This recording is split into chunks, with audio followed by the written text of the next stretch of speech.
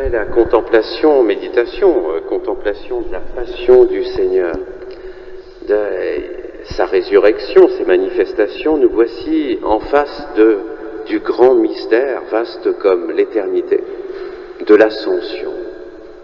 Il nous est donné de contempler ce que les pères admiraient sans se lasser et les décrivaient de multiples façons, l'élévation. C'est une élévation, c'est le terme même qui l'indique, passage de la terre à la gloire, mais par degrés, disaient les pères.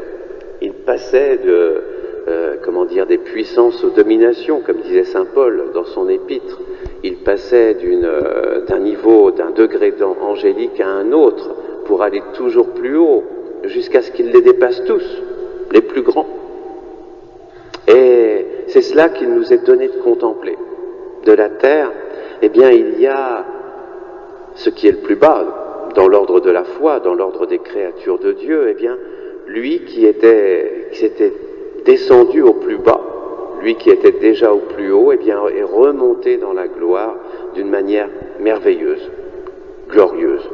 Or, les disciples, on le voit bien, eux, ils voient seulement des nuées, et puis d'un seul coup, il n'y a plus personne. C'est quand même pas le même regard. C'est que nous devons convertir notre regard. Notre regard de chair, eh bien, il est limité. C'est pourquoi il est important de mettre ce passage, les Actes des Apôtres, avec le récit de Saint Jean, de la résurrection du tombeau avec Marie-Madeleine. Voyez, finalement, c'est exactement la même thématique que Jésus annonce à Marie-Madeleine et qu'il annonce maintenant aux apôtres qui le contemplent s'élever un peu au-dessus du ciel, puis disparaître à leurs yeux. Jésus disait à Marie-Madeleine, « Ne me touche plus, ne me touche pas, ne me retiens pas. » C'est-à-dire qu'il l'invitait à ne plus regarder le ciel, comme les anges ici le font avec les apôtres. Que restez-vous là? Pourquoi restez-vous là à regarder le ciel? Bougez-vous. C'est exactement ce que dit Jésus à Marie-Madeleine en définitive. Il lui dit, ne me touche pas, ne te crispe pas, ne te cristallise pas sur mon humanité palpable. Maintenant, il faut que ton regard change. Il faut que tu aies un nouveau mode de relation avec moi. Et ce que Jésus révèle, mais c'est inimaginable, c'est la véritable transcendance. C'est Jésus qui nous révèle la véritable transcendance, l'au-delà du toucher, l'au-delà de ce que les yeux peuvent contempler. On peut dire, vous voyez, contrairement aux grandes sagesses du monde, pensons pour l'Asie, au bouddhisme, au taoïsme, eh bien, et à beaucoup d'autres, mais celles-là sont peut-être les plus raffinées. Dieu, c'était le cosmos tout entier. Et finalement, les hommes, de même que nos corps sont des poussières d'étoiles, ça c'est vrai, eh bien, les âmes étaient des espèces d'étincelles du divin qui retournaient à leur source avant de repartir éventuellement sous la forme de réincarnation.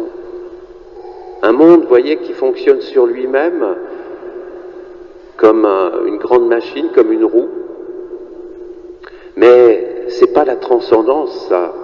C'est toujours de l'immanence, c'est-à-dire un monde qui produit pour lui-même ce qu'il est en lui-même. Rien ne se perd, rien ne se gagne, comme en physique. Eh bien, la véritable transcendance, c'est ce que Jésus nous enseigne à Marie-Madeleine, aux apôtres. Un au-delà total, complet, inimaginable, un au-delà du monde. Et ça, c'est ce que le mystère de l'ascension nous demande de contempler avec exigence. Ensuite, il dit à Marie-Madeleine, « Ne me touche pas parce que je vais vers le Père, vers mon Dieu et votre Dieu. » Et va annoncer ça aux apôtres. C'est le retour dans la gloire.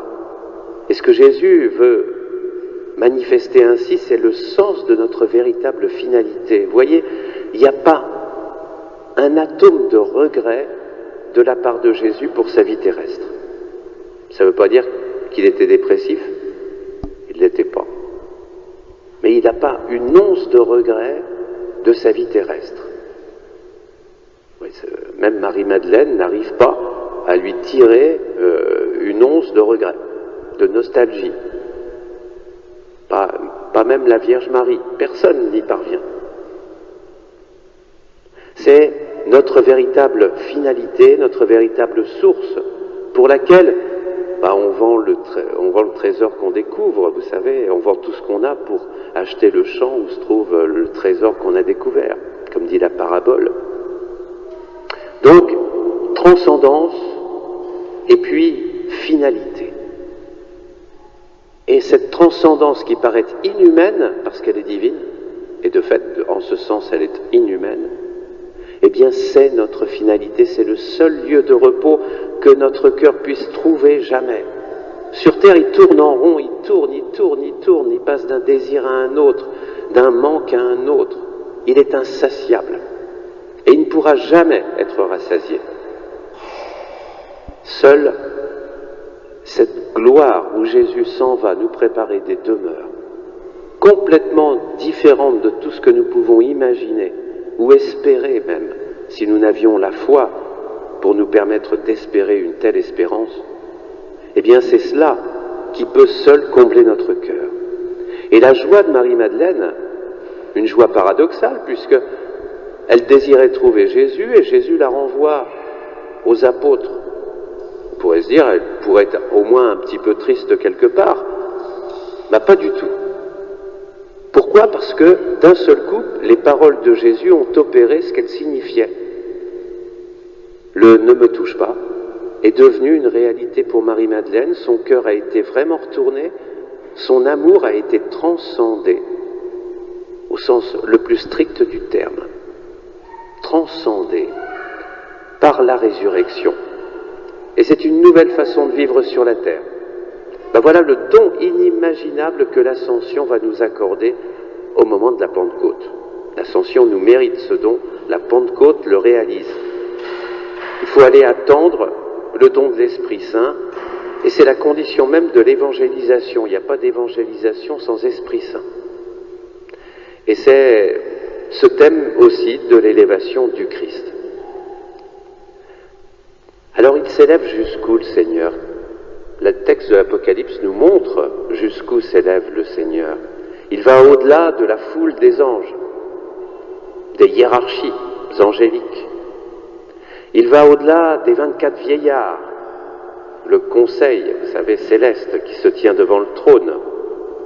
Il va au-delà des 4 vivants qui sont au pied du trône et dans le trône. Il va au-delà même des 7 esprits de Dieu, donc de l'Esprit Saint, qui sous la forme de 7 lampes brûlent devant le trône de Dieu. Il va directement à la droite du Père, et là il reçoit le fameux livre des 7 sceaux, la destinée du monde, le pouvoir de juger le monde. Et au ciel, c'est un culte nouveau qui est instauré, nous dit saint Jean dans l'Apocalypse, c'est le culte de l'agneau immolé. C'est notre culte. C'est celui que nous avons célébré là pendant tout ce temps pascal. Le culte de l'agneau immolé des plaies glorieuses, de la miséricorde infinie de Dieu. Alors nous sommes tous héritiers des apôtres. D'abord naturellement, parce que nos yeux ne peuvent pas voir au-delà de ce que les nuées nous empêchent de voir, c'est-à-dire pas grand-chose. Alors faisons confiance à Jésus, à l'Esprit Saint, pour surélever nos facultés. Nous attendons le retour glorieux de Jésus, sa manifestation glorieuse. Et comment ? Il nous a laissé, le programme « Veillez et priez » pour ne pas entrer en tentation. Veillez et priez. Veiller, c'est être attentif. Prier, c'est demander jour après jour la force de persévérer.